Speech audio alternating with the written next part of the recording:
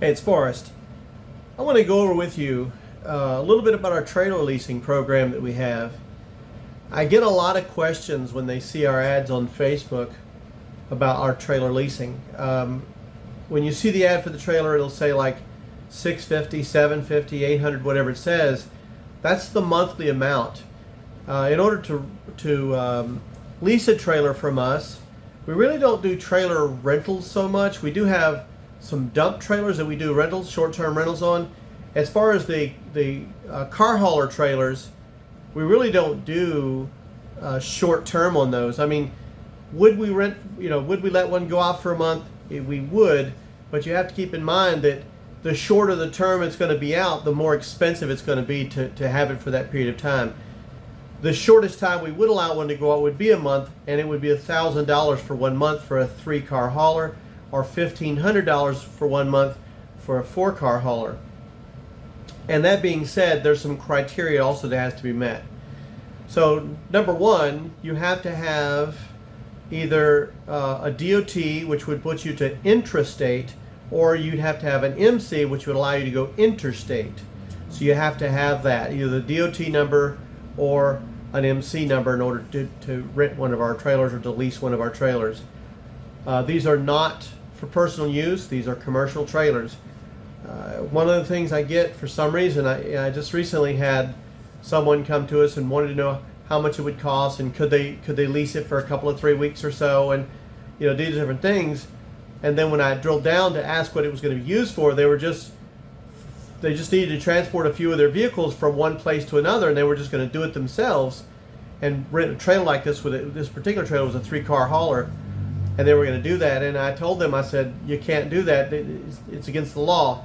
So the Department of Transportation sets up parameters of what's considered a commercial vehicle. All of these trailers, and any trailer that you might rent or lease from a company, they're always going to be in that company's name. It typically has to do with insurance and other things, but it's going to be in that company's name. Because the trailer's in a company's name, not in a person's name, it's automatically considered a commercial trailer. And as such, it's governed by the commercial carrier laws that are out there. So if you don't have an MC or a DOT and yet you're pulling a commercial carrier trailer, you're in violation of the law. You'd have to have a DOT or an MC in order to do that. It would have to be displayed on your truck in order to do that.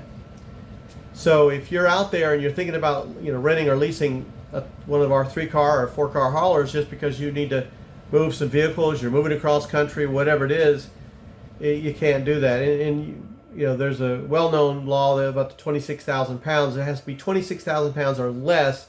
That's total GVWR for the truck, the trailer, and its cargo in order not to have a CDL.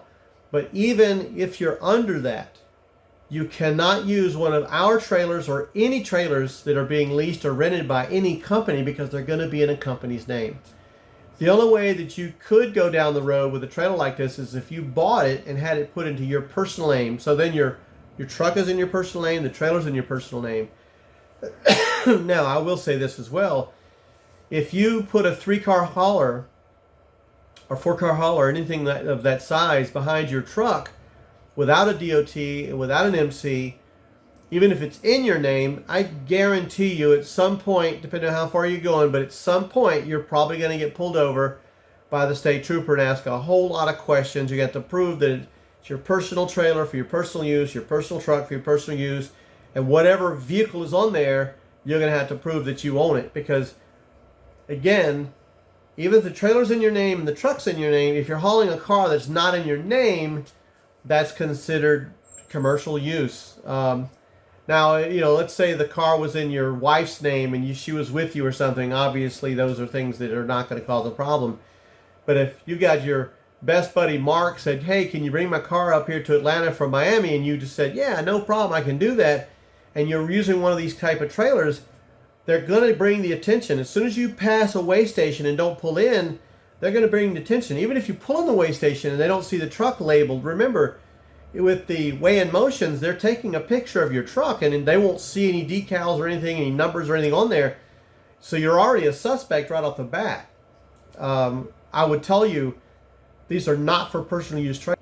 Now, the parameters that we have to lease one of our trailers. And these are put in place to ensure that you're the right person, you're doing the right thing, and we're not going to lose a trailer.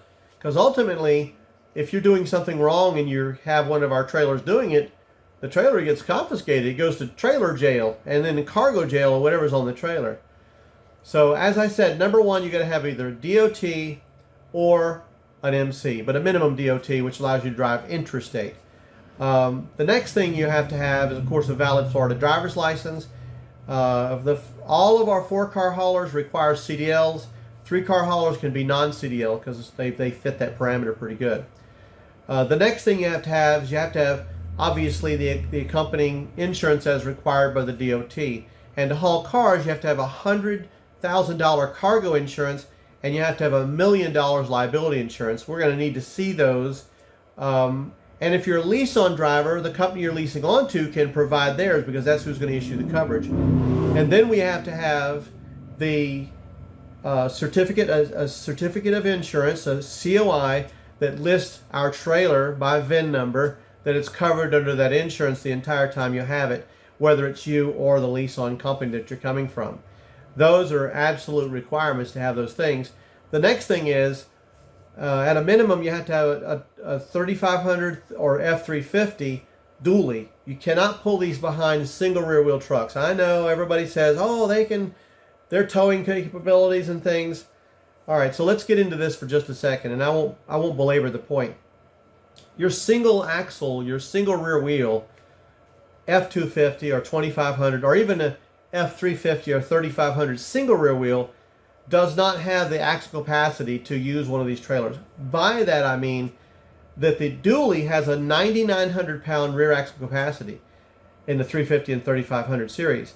Even if you go to a single rear wheel, even in the 350 and 3500 series, you lose 2,000 pounds nearly of potential on the axle weight that's allowed.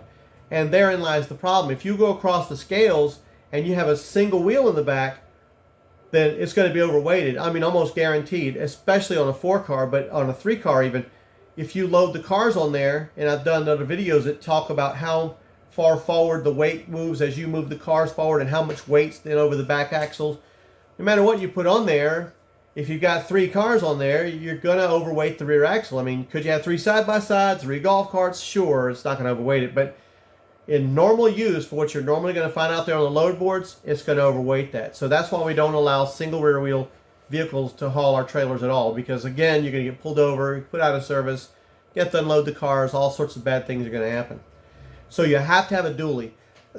Minimum 350, 3500, dually. The next thing you have to have is we have to know that when you're in home time, in other words, when you're not out driving, we need to have the exact location where you're going to keep it. If you don't live in an HOA or something, you can keep it at home, that's fine. We just need your home address. If you're keeping it in a storage lot, that's fine. We do not allow them to be stored at truck stops. There's some guys out there that when they do home time, they put their trailer at a truck stop and leave it there for a day and a half or two and then come back and get it. You can't do that with our trailers. We have to have a place where it's going to be. And we do check it because each of our trailers has a tracker on it so that we know where the trailers are at. We know how long they move, everything else. And we do disclose that and you sign off on it. So that's another thing. The other thing is that you have to, if you decide you don't want the trailer, you don't need to use it anymore, you have to return it within 24 hours.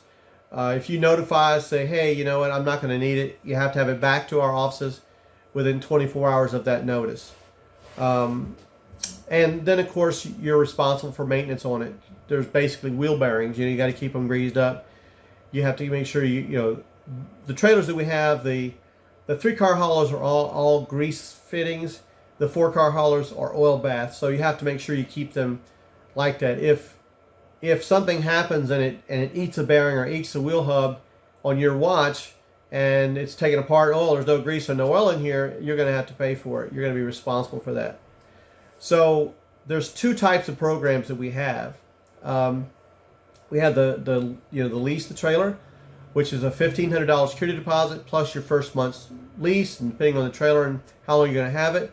It starts out on a 3-car hauler starts out at $700 a month, and that's for if you're going to lease it for a while.